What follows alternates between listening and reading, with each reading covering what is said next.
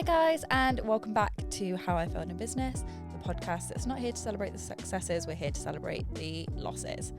So as always, I'm one half of your hosting duo, Sophia Grace. I'm the other host, Rob Spence. And today we are returning the favour after we had our first guest appearance on a podcast. We are joined by Tom Bates of Altitude Marketing. Hello, thanks for having me, guys. Really appreciate it. Absolutely, thanks for coming. Great. It's been a long time coming as well, so It's really great to have you on. It is, and just we should probably talk about your podcast as well, because we were a guest on your podcast. I think you were just saying off mic, it's still in the depths. It exists in the ether. It's coming out. I think Adam wants them banked till 2028. Okay. Consistency is key and all that. As long as it's not hidden away because it was bad or unfunny. Yeah, well, it was my first ever guest podcast, so I hope that wasn't the problem with it. You both smashed it. Perfect. Well, look, tell us about you, because I know we were just saying off camera how to introduce you, because you're the co-founder of Altitude Marketing, but you've got many strings to your bow, and I didn't really know how to kind of introduce you. So many hats. Yes, tell us about you. Keep having to change my LinkedIn profile. Yeah. I don't know what day of the week is. But so generally, I'm the co-founder of Altitude Marketing. That started 3 years ago. That takes up a good 90% of my time at the minute. I also own The Printers, which is a family-run print company. We're 40 years old this year, which is pretty cool. Oh. Thank you. I own a salon with the wife, which is a beauty salon, but it's also now a training academy. And because we were bored, we set up a bridal shop across the road, because that's what you do when you're bored, apparently. I've got a property development company, which is a few buy-to-lets. I didn't know that about it. Yeah, it's, again, got bored during COVID. We're like, what should we do with some spare cash? And that's fun. I own a bit of a company called Game on Lock, which is all to do with grip socks, it's another sock company, which I'll go into later. I own a sock company before that. So that's like mini shin pads, grip socks, that sort of stuff. We've got some really cool footballers and professionals wearing them. I've got a podcasting company, so Elevate Studios. I'm a co-founder with Adam, although I say co-founder, I literally have a meeting with him once a month to say what you're doing. Where's Rob and Sophia's episode? Pretty much, yeah. Straight after this, I'll be on the phone, like, what are you doing? I think that's it. Yeah, I think that's it. For now. Nice. So do you have any hobbies? Do you have time for any hobbies? I used to. Business is my hobby now. Alex Hormozy says, don't be afraid to say that. And I was like, okay, fair. Because I used to go to parties and just be like, so what do you do for business? Yeah. But no, I love football. I was a big Sheffield United fan. My dad is from Sheffield, and I was forced to go to Sheffield Hallam Uni, so you got match day parking. And then I love like cars and anything that goes fast as well when I get 2 minutes to myself. Do some racing. Yeah. No, I mean, it's been great to see, because we've been connected since I got into business, 6.5, 7 years ago kind of thing. And you've kind of alluded to a business that I didn't know whether we could talk about, because I remember a phone call with you years ago. I think at the time you were doing some BDM work for a nationwide coaching company. And on the side, you had a sock company. So is that sock company gone, or? Yeah, so the Oddco was the reason, to be fair, it's the reason why I'm here today, actually. So I had an idea so I was in recruitment at the time. I spent a couple of years in recruitment, and we just bought our first house, me and the wife together. And she said, one thing I'm not doing for you is pairing your socks. I was like, okay. So I just wore odd socks. And in recruitment, you still have to wear suits and that kind of stuff. And the lad used to really take the mick out of me. So I was like, do you know what? I'm going to make it a thing. And it was just as subscriptions were like taking off, subscription boxes and that kind of thing. So I said, look, I'm going to set this up, and pitched it to the mother-in-law, as you do. And she's like, terrible idea, it'll never work. And I was like, do you know what? I'm going to prove you wrong. So yeah, set up the Oddco, learned a hell of a lot. That, like I said, we'll probably go into that in a bit, but my biggest failing is in that business, but I've learned so much from it. But yeah, I left recruitment because I had an investor come on board who loved the vision and the idea, and I kind of sold it to him. There's 75 million people in the UK. They all wear socks, so you do the maths. Yeah, that's 150 feet. Yes, exactly. Yeah. And then add a couple of zeros onto each pair, and we're winning. So he was basically said, how much do you need to come out of recruitment, and I'll basically pay you for 6 months, and we can grow the business. Quickly realised when I did that I needed to actually put that money into marketing spend, as well as what we were already putting into marketing spend to grow it. And I'd known Matt Ball from Action Coach for a long time. He was actually my first placement in recruitment. So way before Action Coach, he was ex-PwC, did loads of accounting stuff. So I put him into Travis Perkins, and we just kept a good relationship. And at that point, I had the salon. I was getting more involved with the printers in my spare time.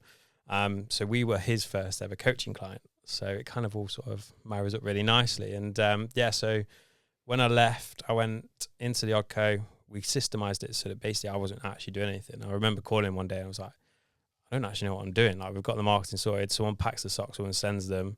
Like, what else do I do? I've got an admin person that looks after customer service. And he was like, well, find other avenues to work out and grow. I was like, okay, cool.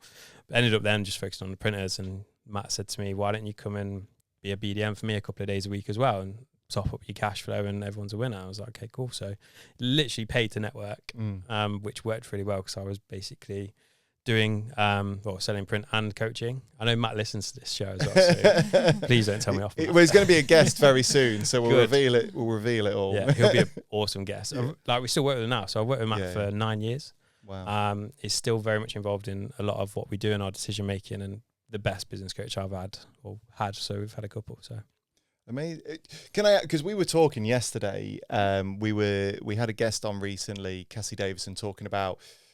And a lot of guests have covered off sort of working with partners, family members, that kind of thing. You mentioned you've got these businesses with the wife, was it? Yeah. Sorry? Yeah. How do you get on well with that?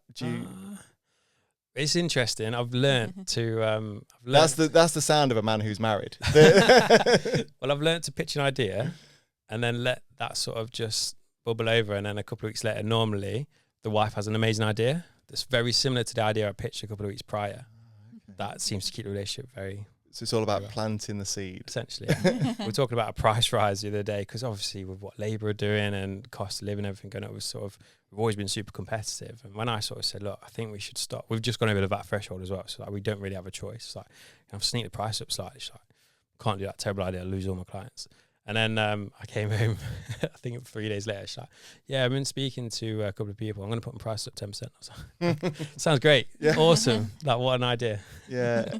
And I think that's the thing. Like, I know you're a big fan of James Sinclair. I think you went to go do a masterclass with him recently. Yeah. I watched a video.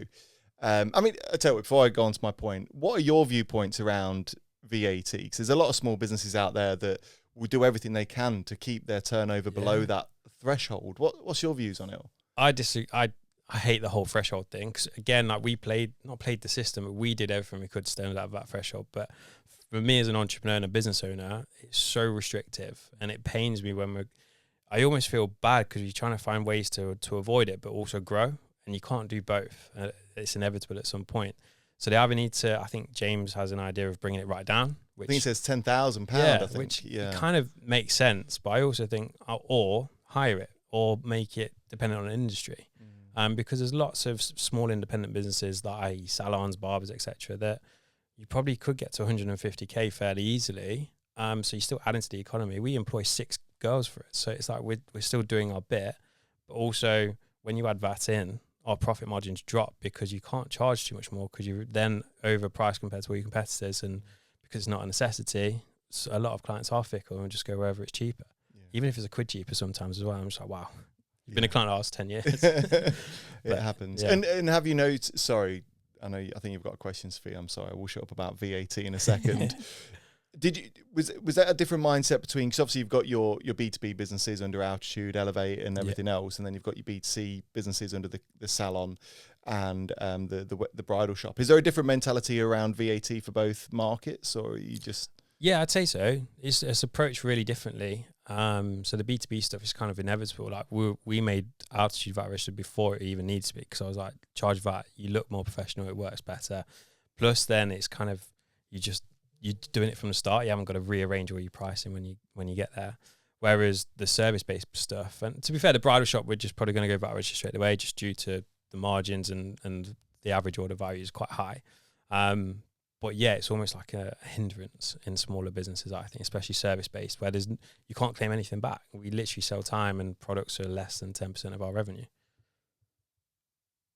Did you have a question? Sorry, I thought I was engrossed in I feel bad for you in the middle, because sometimes it's like you're watching tennis, because you're just side by side. No, well, my knowledge of anything to do with that is limited. So I had a question about something I know slightly more about, which is marketing. Yeah. So sort of to go back to when you're sort of starting to work with Matt and you're realising maybe different avenues of what you're going to actually pursue, where was it that you thought maybe marketing is something where that could be a whole brand in itself? Is that something that happened quite soon after you started Oddco, or?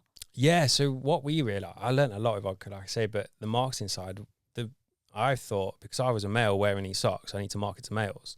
Quickly realized, no, actually, it was females that buy these as gifts for their partners, generally, not like putting anyone in a box or anything, but that's what we saw from the data. And then interestingly, after that, we realized we actually became a data company more than anything.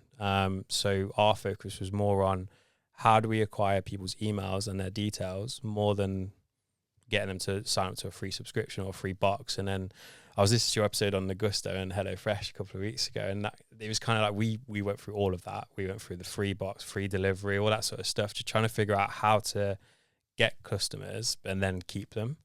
And this probably ties nicely into my biggest failure. So we sold 2,000 boxes in 10 days, like when we really launched. So we did a couple of soft launches and we launched and we were like, this is amazing. Me and my business partner at the time were like, we got super excited. So went to the supplier who was in the UK. So it was really important we used UK based suppliers. I said, look, we've just sold 2,000. When we did the maths, we're going to need like 20,000 pairs of socks, whatever. And the mistake we made was we bought 20,000 pairs of socks in 5 designs. So what I didn't foresee was what happens after month 6. And then we were like, oh yeah. So we'd already placed this order, paid for them, a lot of money for them as well. And then at one point, I think I was sat on around £90,000 worth of stock that I couldn't do anything with because people had already had them. So we started just sending them out and hoping people wouldn't notice. But yeah, people noticed pretty quickly. They were like, we've already had these. And then we were like, actually, so because it was odd, what we wanted to do was create an actual odd pack of socks. So you got 3 socks. Oh my God, the comments we used to get back was we had so many people email us saying, I think you've sent the wrong thing because there's only 3 socks. Where's the 4th? I'm like, no, you've ordered a triple pack of socks. And they're like, well, it's either 6 then. And we're like, no, like you get 3 socks. And Yeah. So hard to get the content right. We tried everything, putting stuff in the boxes, sending them a little email once they ordered just to let you know you're going to get 3 socks. You choose how to wear them. That's the point of it. It's a bit of a game. And I learned a lot about customers during that period. So because obviously the odd sock company's gone now, has it? Yeah, technically, we had another investor come on board a little bit further. Once we did the 2,000, we were like, actually, we need a bit more cash. Had another investor come on board and got on really well, but he was not really business minded as such, and he just saw the bigger opportunity. And then he ended up buying us both out, essentially. Okay. Passed on to him, but I've not seen it since. I don't know what's happened to it, but I kind of got bored of it. That was also a problem. Because I was like, socks were great, but I think when I realised I made a big mistake like that, I was like, I don't really know what to do now. Yeah. And was that an easy decision? Because you've created this baby and then you've kind of, let it go, you've sold it, how does that feel, when you've made this? You said you got bored. Was there no emotional attachment at all, or? No, if you ask my wife, I'm not emotional at all, which I think sometimes works in my favour, but sometimes works against me. But for me, every business I build is always built to sell. So you should always build a business to exit. And yes, all of them are my babies, but if someone came along and offered me the right money tomorrow for one of them, you got to consider it because you're kind of like, well, what's next? What else do you want to do? And there's loads of stuff I still want to do and try. So yeah, I try not to get too attached to anything. I love that. Obviously I love the team and I'll do anything to make sure the teams are all sorted and everything. People is a massive part of what we do, but actual business. Yeah. That's my mindset. Shall we play Fail or Fiction? Shall we? Because I'm worried that you're going to reveal some of your stories in part of your anecdotes. So for those that are new to the podcast, those that have never listened, every week we play Fail or Fiction. So we ask our guests, and I've given you the most warning I think we've ever given any guest. I appreciate it because this was tough. Tom had 2 days. 2 days. We had a guest that was given 2 minutes. Wow. Yeah. Someone I was like, I forgot to tell you, but can you just we were literally in our boardroom. Whilst we're recording the first half of it, can you be thinking? Yeah, just have a think. So what we've asked Tom to prepare is 3 stories, and what we want are 2 to be true stories, 2 stories that are around it, like a true failure story, and 1 that's completely made up. Then the wackier the better. And Sophia and I have to guess which is which. Have we got? I ask this every week. Have we got a leaderboard on Fail or Fiction, Molly? Well, it's a combined leaderboard. Oh, with all of the games? Yeah. Okay, so where are we up to? What's the scores on the doors? Scores on the doors are guest 12, studio 9. Okay, so we're a bit behind. Okay, a bit behind. You've got the chance to really excel the Fail or Fiction stories here. Or no pressure. The gap can close. That's the fighting Nice. spirit I want from you, Sophia. Can I just say as well, Molly, a massive well done for turning your microphone up nice and quickly, for having it in front of your face and being prepped and ready to go today. Well done. Thank you. So, Tom, over to you. Tell us story number 1. So story number 1. So by the way, this is actually really tough. So to layer in that pressure of there's now a leaderboard and it has to be funny and it's got. I was like, wow, okay. I didn't sleep last night. So if I give you, so I've got to say 3 stories, and you're going to say which ones, or 2 are true, 1's a lie. Exactly. Give us all 3, and then we'll Okay. dive into them. So this is the thing. Some of them aren't funny. Like it's just they're just Don't worry if they're stories. not. If Okay. they're not Um, funny. okay. Don't worry. So during COVID, I had the opportunity to start an aggregate-based business, completely out of the blue. It was my wife's cousin and her father owned a haulage company. I needed some Cotswold stone. We just moved house, as you do. It was really important during COVID to get some Cotswold stone, and couldn't find it anywhere. And literally called them, and they said, actually, we can deliver this. And then the next day, I had a big wagon outside my house, and they chucked the stone on the grass wherever I need it, etc. And then they said, actually, if you think there's a gap in the market, we can help you with this. Can you market it for us, and we'll deliver it. Within the first 8 weeks, we did 24k, which is pretty cool. So yeah, that's. But I suppose the funny side of it, it's not funny. It's not funny for them at all. They had a bit of a fallout and now a divorce. So Okay. so we had to shut the business down pretty quickly, which is a shame. Story number 2 is during the Oddco times. This is one of the reasons why I set up Altitude. I had a guy approach me, really on board with what we're trying to do, and he said, here's a marketing plan. This is what we're going to do. Just give me 15k. I naively just gave him 15 grand, and lo and behold, never saw him again. Still to this day, done everything. Turns out he had like 25 CCJs against him, and I should have done more research, but that was me being super naive, and I trust everybody until you give me a reason not to. And then the 3rd story is back in my Tesco days. And this is a juicy one. You asked for a juicy one. I did ask for So I was like 22 at the time. I was on the management scheme. There was probably 6 or 7 of us in my store. At that point, there was sort of all the same sort of age, and they said to us, can you go to Lincoln? We're opening an extra next to a superstore, so you need to go run the superstore while that team goes to the extra. Pretty standard. And for us, it was literally a jolly. We did no work whatsoever. We'd used to rock up at like 11 a.m., do an hour walk around, fill the toilet roll maybe, and then have a 2-hour lunch and then go see what's going on. But what they did was give you like a 50 quid allowance to spend on food. a day. Yeah, it was really good. Like there was no budget. This is when Tesco was making a lot of money as well. Yeah. This is probably why they failed. Yeah. Or had a hard time. But we're putting a really nice hotel, and they basically said, you got 50 quid a day, you're supposed to spend it on food, but everyone bought their own food and then spent that on beer. So as you can imagine, there was a group of 22, 23-year-olds all in a hotel every night getting drunk. 2 colleagues disappeared a couple of times. Both had partners, which is also really interesting. And they kind of acted like they were a couple while we were there the whole time, which was was sworn to secrecy until this day, obviously. So yeah. Well, hopefully they're listening. So we've got the aggregate story, we've got the chap stealing the money, Yep. and then the donkey colleagues. Okay. So, what are your initial thoughts? It is hard. These 3 are hard. Usually there's one I'm like, that didn't have as much detail. I think that's a lie. I think the first one is so like specific that it seems true. But Or is it like a red herring? I think I can see number 1 being true as well, because what we've come to learn about Tom, very much entrepreneur, sees an opportunity, takes it on. I think if that opportunity were to fall on your lap or fall on the turf, I guess, for want of a better term, then you might be more than willing to.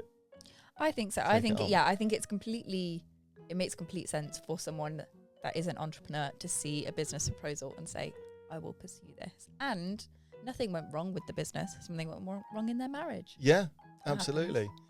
Moles, what are you thinking? Here comes the microphone. Generally don't know this time. I was leaning more towards that one as As a lie. yeah. Really? But now I don't know. So which ones do you think are true? The fella and the hotel room? Yeah. I don't know. I Not much think help today. the second one is really tough luck if it is true. So so the second one, 15 grand. so 15 grand. And what did he approach you for? Sorry. So we approached him. Okay. Well, no, sorry. He cold called, which was weird. Okay. Probably a Bloody big red cold flag. callers. Yeah. And yeah, I talked to him. He came to us about the Odco. So I've got loads of cool ideas for you, and they all sounded great. And then he was like, "But you just need to pay me up front." And I was like, "Okay, cool." We agreed we were going to sign a contract, all that sort of stuff. So Okay. And then he's just done a runner. I mean, Actually, I might lead towards that one now. the thing is, how much bad debt gets chased in a business of people who say that they're either going to pay or you pay Oh. them.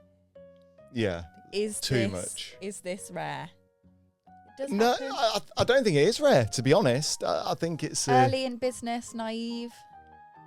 I think it's one of those, because it's Does it definitely... make you feel a bit better if it is true? With being the way that Well, you've had to chase I'm things? just trying to think, because like obviously if you fresh into business, new business, 15k is quite a lot of money anyway.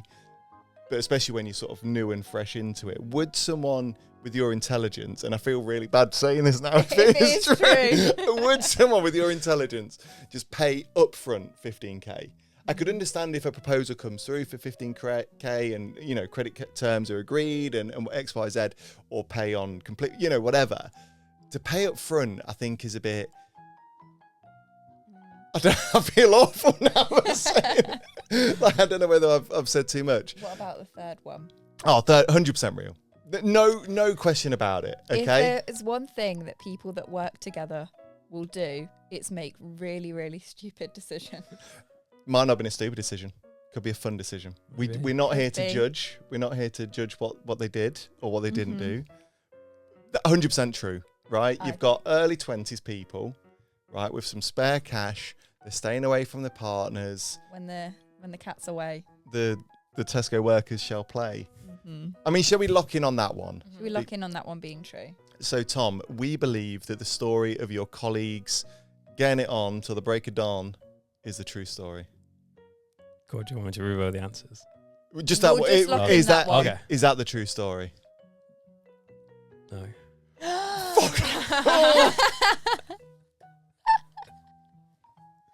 Oh, You were so confident. I was, I was so confident. No, seriously, Seriously? no. Completely fabricated or based Oh no! on So truth? the whole thing, like, we still went to Lincoln, we still did all that. Oh, As far as I'm aware, nothing happened. And did you spend £50 on Oh, alcohol? 100%. Yeah. We even See, got told I knew off by the that hotel. had to be true. Hotel I'm like, so no, this sorry. isn't how it works. We're like, I no, genuinely thought that was the true Yeah. story. Yeah. It just seemed so convincing. The age of the people, the alcohol involved. Oh, I mean, maybe it did happen. Maybe we just maybe. don't. I generally don't know. Maybe Tom did it, and for legal reasons, he can't say it on the podcast. We just Absolutely don't nothing to know. do with me. Okay, so that then means that the aggregate story and the 15k are true. Yeah. Oh, Which the we'd- two that you kind of wanted to be a lie, really. Yeah. I'm gutted about the aggregate thing, obviously. I think that could have been huge. Mm. But yeah, the 15k thing, it wasn't purely 15k up front. It was like drip fed over a couple of months. Okay. But even still, like, the communication got less and less and less. And Mm. then all of a sudden just didn't hear from him. And we'd got him to do a website for another business. And then it turns out he'd been to the whole street. And the whole street had basically done the same thing. Gave him a couple of grand up front and then he just ran off. Just disappeared. Yeah.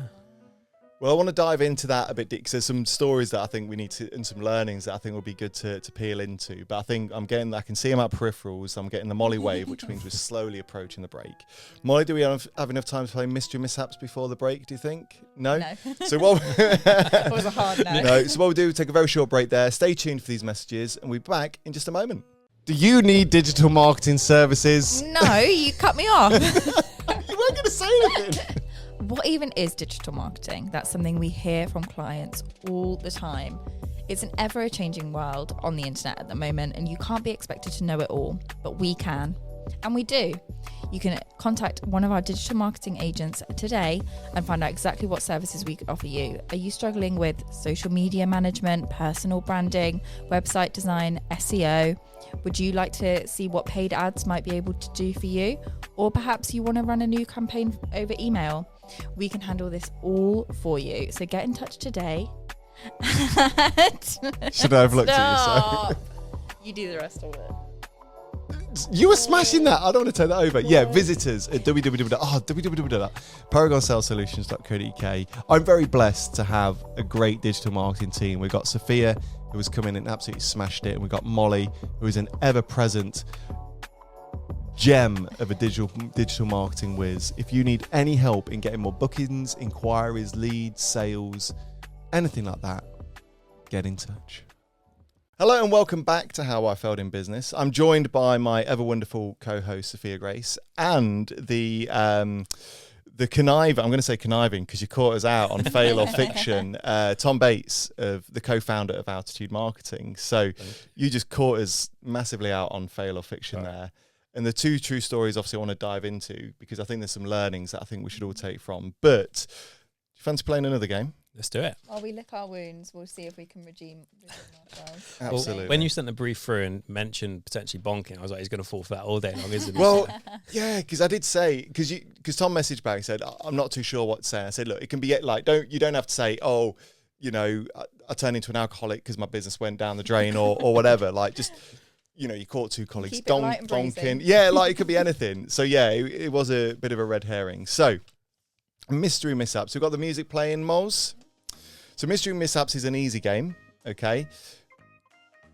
Put simply, I've got a brand, a company, a product or service in my mind that has either gone bust, has done something wrong, nearly went wrong, they lost faith with customers, whatever it is. You've got to guess who I'm thinking about, okay? So I've got 5 clues, and I'll just give you a bit of a synopsis over the top. So this week's mystery mishap. Oh, just so you know, you're against Sophia as well, by the way. So I heard your fierce as well. I'm a little bit scared. yeah. So if you get it, just shout it because she'll. Oh, you're like straight in. I'm straight in. Yeah, through. straight in there. You're in the zone already, by the way. She doesn't hold back. It's ridiculous. Cool. She doesn't hold back. So I'll lose now. This is a popular UK-based snack brand offering affordable treats loved by kids and adults alike. Are you ready for clue number 1? Okay. This brand is well known for its brightly coloured packaging and playful advertisements. Hula hoops. Straight in. Straight, he's just going to say any Froobs, whatever, straight in there. I'll go for clue number 2. So they were originally founded in the 20th century and has been that go-to quick and affordable snack. Walkers. They're American, aren't they? Lays. Is it Walkers? Oh, you're kidding. It's Walker's Crisp. It is Walker's Crisp. Doesn't say they're British, definitely. They are They're Leicester. Of course they are. Oh, of course. Yeah, They'll- Gary Lineker. Yeah. Yeah, well, he didn't make them. He's the face of He'll it. claim he did. Yeah, he did. Yeah, well, he maybe made the brand, I guess, with his advertisements. So I'll tell you the other clues. So especially popular with children and found in the many UK lunch boxes. Once again, could be anything: Froobs, fruit shoots, anything. So in the mid 2010s, the company reduced the size of its signature snack without lowering the price, sparking accusations of shrinkflation. And then, following the backlash, the company issued an apology, promising to review its pricing strategy. Walker's Crisp. Well done, Sophia. Yes. You know what? I only guessed that because you said hula hoops. I got crisps in my mind. I'm sure aren't hula hoops owned by Walkers? So technically I win. no. I mean, it would have been 10 points. Okay, I'll give a bonus point if you know who Walkers are owned by. Gary Lineker. Just said. Is it McVitie's? No, That's a good guess. PepsiCo. Oh, that's yeah. Of course. PepsiCo. So yeah, no I for its should actually iconic know that crisps. spending 10 years in Tesco. Of course, yeah. Too busy donking in the hotels. Oh, yeah. What happened was, because I wanted to understand a bit more about what happened. So they reduced its popular multi-packs by removing 2 bags, dropping from a 24 to a 22, but kept the price at £3.50. How did they only drop 2 if it's like multiple flavours? Maybe because sometimes you only get like when it's one just- Walker's just- crisp or yeah, something. okay. Yeah, I'm just the game master, Sophia. I'm Sorry. not the. I want answers. I'm not the head of finance. Sorry. But then obviously, I think that shrinkflation is a trend we've seen with many brands. Of course, yeah. Now, you know, where sizes are getting smaller. You look at Quality Street and Roses. Do you remember like one of those tins at Christmas would last you all of Christmas? Mm. I could smash a tub of Quality Street now? All by yourself. Oh, easy. Fair enough. We'll make it happen for the podcast one day. I will smash one, no issue whatsoever. So yeah, Walker's Crisps. No, build and sort of raised in Leicester. And I learned this the other day. I don't know how true it is. And if watching or listening to this, drop us an email or send in a DM. The reason it's called so basically they're two brothers, Walker's Crisps and Walker's Pies. Oh. So the Walker's Pies, the pork pies, brothers. Wow. With factories on the same street, apparently. I don't know if that's true or not. Probably not. I'm going to hold. It's a nice idea. I'm going to hold every hope that it is. Well, look, thanks for playing Mystery Mishap. So where does that leave us on the leaderboard, Moles? Microphone's down, Molly. Still, yeah. Molly, you're on mute. Yeah, sorry. Well, now we're on 13-10. 13-10 in So, guests' favour. Still the same. Okay. But we've still got one game. Still got one game. All to play for. So it could all change. Could all change. So I want to. So just before the break, we were talking about you fail in your fictions, and I want to kind of dive a bit deeper, if we may, into this guy who can I say ripped you off? Is that a fair term? Yeah. I don't know what else you'd say. I don't know. I mean, how did that make you feel going through that? Oh, I was fuming. Like, honestly, because it was literally my own money as well. I think at that point, I didn't just have 15k lying around or over that period of time, but so it was a personal loan I'd even used to get the money and all that sort of stuff. And we had a bit of investor money as well, so I wanted to protect their assets. So it was kind of, there was three of us that were really annoyed, to be fair. It wasn't just me making that decision as well. So yeah, it was frustrating. But to be honest, I look back and go, well, that is pretty much one of the biggest drivers we started Altitude, because we don't want anyone to ever waste any money on marketing in that respect, or feel like that essentially they've been ripped off and someone just takes some money and never hear from them again or get nothing for it. So yeah, essentially. So, but it's scary how often, because it's quite nice, because obviously we've got a marketing agency, you've got a marketing agency, and we hear it a lot often. I was speaking to a prospect just the other day, and he was dealing with another marketing agency who was looking after his pay-per-click, and he was trying to explain to me what this marketing agency did, or if I'm honest, didn't do. Yeah. And it astounds me about, I mean, you tell me, how many times do you speak to a prospect and they go, we use a marketing agency, but we didn't know what was going on. We didn't know what I was paying for. And especially when it comes around SEO. Yeah. There's a lot of agencies out there that just go, we do SEO. Yeah. What do you do? Yeah. We do SEO. No. What? do you get that a lot still? Do you All get the that? time. Yeah. To be fair, it's our biggest selling points when you talk about pain points and how to pull the levers. We've signed a client exactly like that this week. They've been with an agency, and I think they're more annoyed, and it's sometimes a really difficult conversation, but they're annoyed when you point out that you've been paying this much money every month. What have you got from it? And they were like, actually, we've not had one lead from it. And you're like, how have you let that happen as a business for 12 months essentially?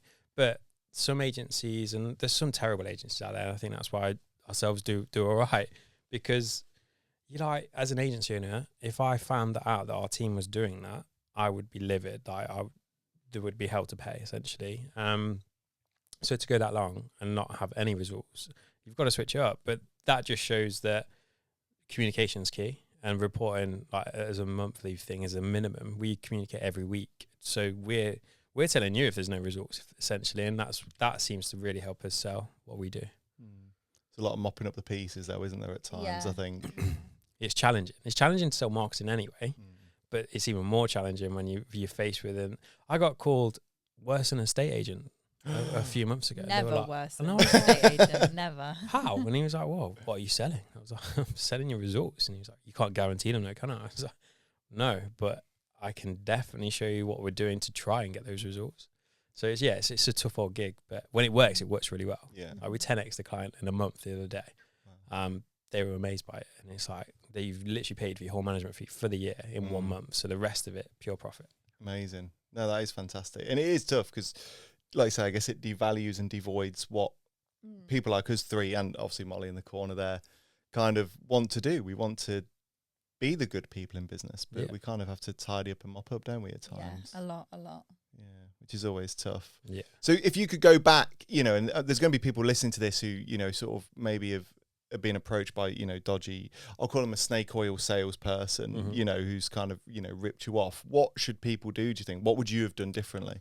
I would have probably done a bit more research, try to get some more, like, well, ask for testimonials, ask for the businesses they're currently working with, and if they hide them or have none, unless they're like literally starting out, that's a completely different scenario. But if they're not willing to share who they're working with, that's a big red flag for me, because we're super open. We'll tell you because I'm proud of who we work with, and hopefully if you called them, they'll tell you that we're doing a good job. So yeah, definitely check that. I would ask for sort of a strategy, understand how the payments are going to work and when that's all factored in. And yeah, just lots of proof, but also try and not just jump straight into something. And I'm saying that as a salesperson, that's quite tough, but sometimes you do get wrapped up in, oh, this sounds amazing, they're going to make me loads of money. And I think that's what we got hooked on, is it's a massive world out there. Hopefully you hold the key to get us in front of millions of people, and sometimes you take the leap and do it and pay the price, unfortunately, but that will never happen again, hopefully, between us.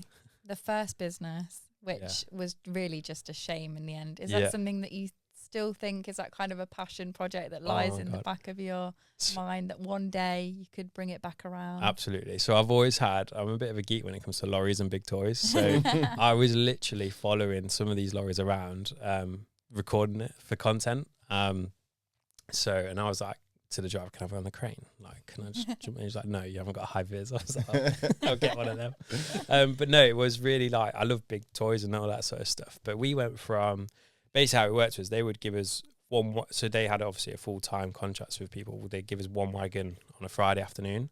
Very quickly, I was filling 3 wagons on a Friday afternoon. But what I found with that business was, because we grew so quickly, good English, was I was then becoming customer service. And the thing with logistics and haulage that I learned really quickly is so unpredictable. If you have a blowout, that lorry's out of action for the whole day. And then I've got 25 customers waiting on Cotswold Stone, all going, I've had a day off for your delivery, where are you? And I'm like, I'm really sorry, he's stuck on the M25. Like, what? There's nothing I can do.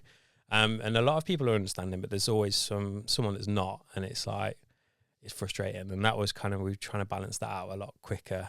But yeah, unfortunately, I was literally about to press go on a big website. I wanted everyone to be able to order within a radius and that sort of stuff. Because again, still locally, I've approached some of the local aggregate businesses and said, this is what I've done. And they're just not interested. They're all old school. They're all come in and see us, order it on a bit of paper, and then we'll send it to you tomorrow sort of thing. Yeah.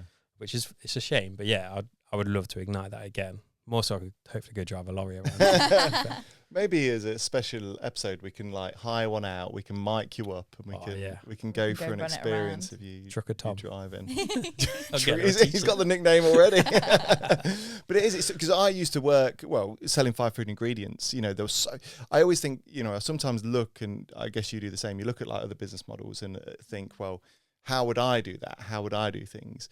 And I look back to my old bosses, Pete and Pat, and they took on so much risk because, let's not beat around the bush, although what we do as marketing agencies is, I generally still stick by, it's critical for other businesses because we help people to grow. To set one up, in the grand scheme of things, especially a bad one, isn't hard. You just need a laptop, and that's it. You need a laptop and some resource and knowledge and a good go-getter. With them, they had to get vans, fridges, freezers. We had to get, you know, a whole logistical support, forklifts, everything. Like, there's so much to it. And all it takes is we used to get a transport up from London every day with all like the fresh goods and everything. If that got stuck, if it got stranded, if it got held back by an hour, it threw everything. Everything out. My partner is a contracts manager for a logistics company. And when I tell him about what's gone wrong on my day, and he tells me what's gone wrong on his, he's like, an entire van got hijacked. Wow. An entire van tipped over. He's like, I've had to write off £200,000 in stock. And I'm like, my computer wouldn't work properly. Couldn't airdrop Rob that file. Well, look, we want to kind of get you to give us some call to actions, tell us about you. But before we do, I want to play my final game, if you're happy with that. Yeah, absolutely. This one's my favourite, if I'm honest. This is Jingle Tingle. Okay. Now, just for the score master in the corner over there, Molly, we've got 4. Wow. Oh.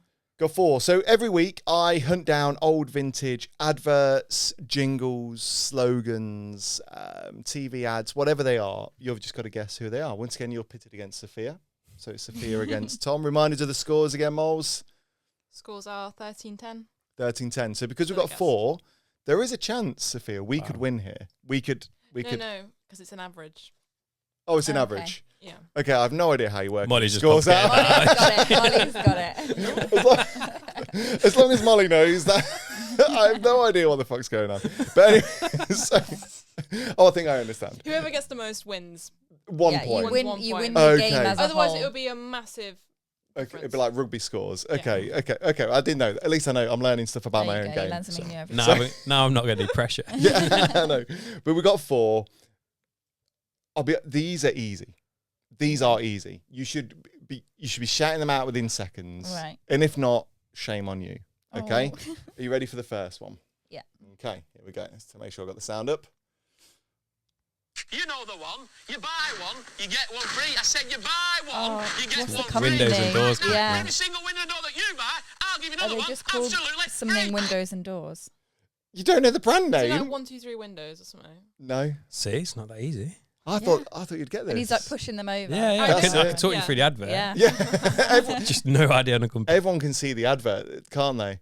It's a very recognisable advert. Do you know what? Maybe it's a shit advert because I can't remember what they're called. Needhams? Who? Needhams? Not Needham's. Oh, no. they're local to us. Clue. Is it something windows and doors? No, it's just one word. Oh, If a cool kid were to say to another kid, hold on, let me think about this for a second. What would a cool kid say to another cool kid that was wearing really cool clothes? Drip. Trip. Okay, this shows how old I am. Do you want me to get? I can't give you any. It begins with S. Sick. No. You want the kind of? I can see how my clue would have portrayed sick, but no. It's kind of like 1 word, 2 syllables. Could potentially be 2 words. I've given up on this I'm one. more Sophia, do you confused like now Safe. than I was. safe as houses? No. Safe style. Safe style. Safe style. Safe Yeah. style. So that's what a cool kid would say. Safe style. Would they Were you a not? cool kid? No, he wasn't. That's why. Right. Okay, safe style. We'll give you a little nod there. Right. Okay. Number 2.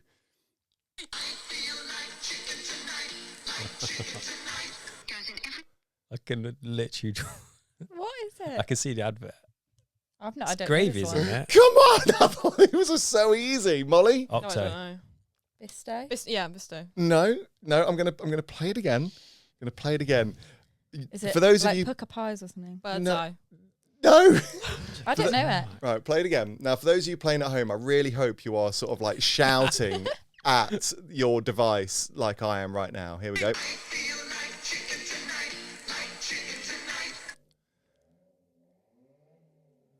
I could not make it any more obvious. I have no idea. The I clue is in the genuinely- title. Chicken. Chicken tonight. Chicken tonight.